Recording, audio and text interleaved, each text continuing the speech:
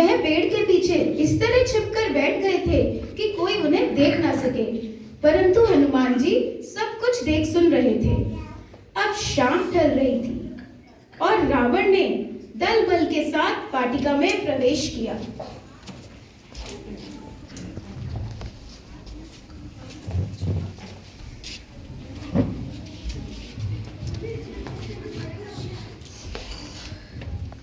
सावधान, त्रिलोकपति महाराज रावण पधार रहे हैं।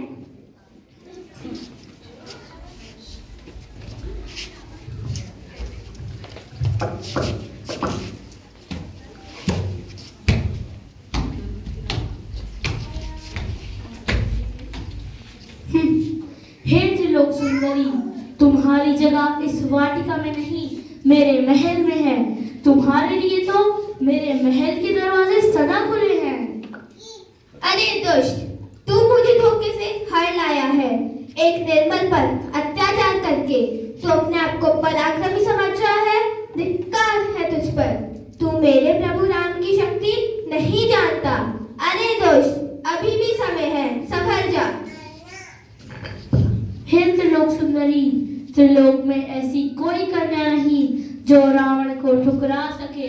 जो रावण की पत्नी नहीं बनना चाहती हो, ये त्रिलोक का राज्य, ये सारा ऐश्वर्य तुम्हारी एक दृष्टि पर न्यौछावर कर दूंगा। मंदोदरी आदि रानियों को तुम्हारी दासी बना दूंगा।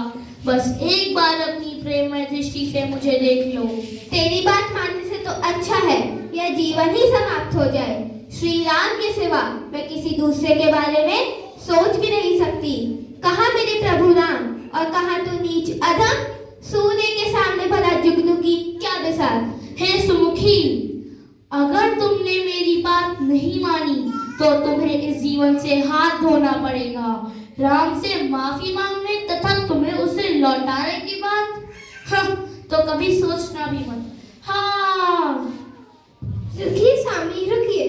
आप ऐसा अधर्म नहीं कर सकते। आप जैसे महान योद्धा, तीनों लोगों के विजेता और एक शक्तिमान राजा को एक अबला नारी पर शस्त्र उठाना शोभा नहीं देता।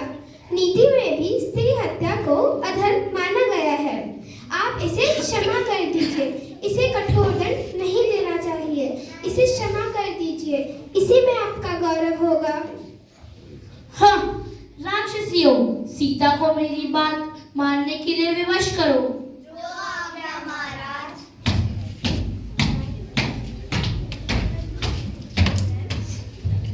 अरे तुम कब तक उस सन्यासी के लिए रोती रहोगी?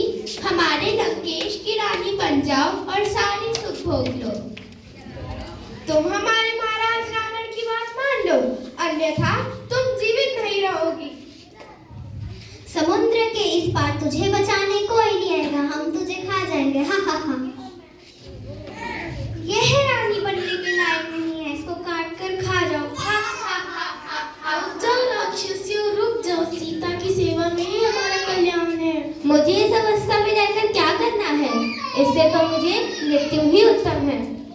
पुत्री सीता, देखो सुनो, इसका ये अर्थ हुआ कि तुम्हें अपने रघुवंशी पति के प्रेम और बल पर विश्वास ही नहीं है। ये तुम क्या कह रही हो त्रिजटा? तीनों लोगों में वही तो एक है। मैं तो क्या, सारा संसार उन पर विश्वास करता है। यदि इतना ही विश्वास है तो मृत्यु की कामना क्यों कर रही हो? क्या तुम उस पापी की मृत्यु नहीं देखना चाहोगी? जरा विचार करो। तुम्हें अपने नहीं, अपने स्वामी के लिए जीवित रहना होगा। क्या तुम मुझसे छल तो नहीं कर रही हो? नहीं पुत्री, अब तुम थोड़ा खा लो। नहीं, मैं राजभोग नहीं खा सकती। इस पापी प्रदेश का अन्न मैं नहीं खा सकती। मेरे पति केवल कंदमूल और फल ही खाते हैं। ये तुमने स्त्री धर्म के अनुकूल बात कही है। मैं तुम्हारे लिए फल और कंदमूल लेकर आती हूँ।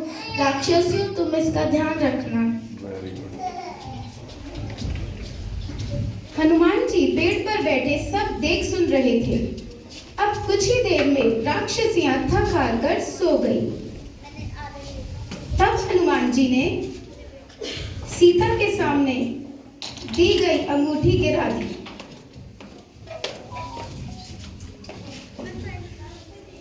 राम की अंगूठी सीता जी देखकर चकित रह गई।